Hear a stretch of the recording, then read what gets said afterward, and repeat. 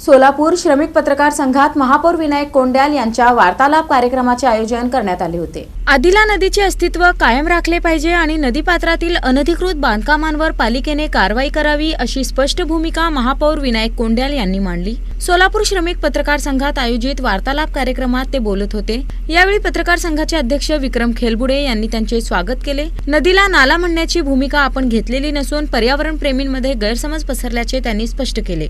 आदिला नदी जो आहे 100 वर्षानंतर जवळपास या ठिकाणी नदीचं स्वरूप आपल्याला पुण्या नाक्याजवळ या ठिकाणी आलं होतं। त्या ठिकाणी जर नाला अस्तित्वात असला असता तर त्या ठिकाणी तेवढं पाणी ओसरलं गेलं नसतं अशी माझी मागणी होती। सोलापूर महानगरपालिकेच्या वतीने पूर्वीच या ठिकाणी निदान नाला तर झाला असता तर ते पाणी ओसरून एवढं रान खराब झालं नसतं अशी माझी मागणी होती। कुणालाही त्यात वाचवण्याचा किंवा कुणाला काय शह देण्याचा या ठिकाणी विषय नव्हता।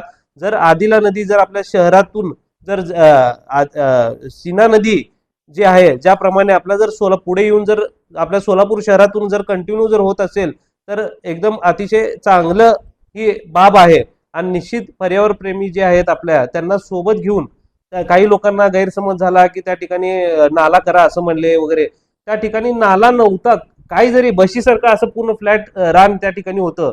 निदान नाला जरी अस्तित्वात असला असतं तर एवढं रान म्हणजे पाणी ओसरलं नसतं असं माझं त्या ठिकाणी बोलायचं विषय होता। पण माझा विषयाचं वेगळं विपर्यास त्या ठिकाणी झाला।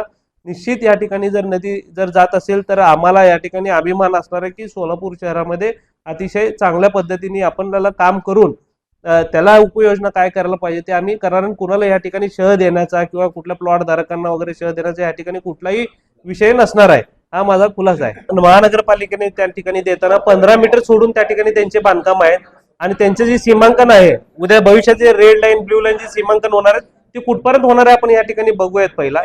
त्याच्यानंतर त्यांच्याकडनं अजून आराखडा आला नाही, जेव्हा आराखडा येईल तेव्हा बघता येईल आपल्याला। नदीला कुठेही आम्ही आडवं येणार नाही जर अजून नदीचं डायरेक्शन त्या ठिकाणी नाही आणि त्या ठिकाणी देताना रेड लाईन आणि ब्ल्यू लाईन हे त्या ठिकाणी आखून देणार आहे। जर ब्ल्यू लाईनच्या आत असेल तर त्या ठिकाणी ते वाचणार आहेत, रेड लाईन असेल तर त्यांना आम्ही रिक्वेस्ट करू की इथं या ठिकाणी नदी या ठिकाणी नदी व्हायला पाहिजे।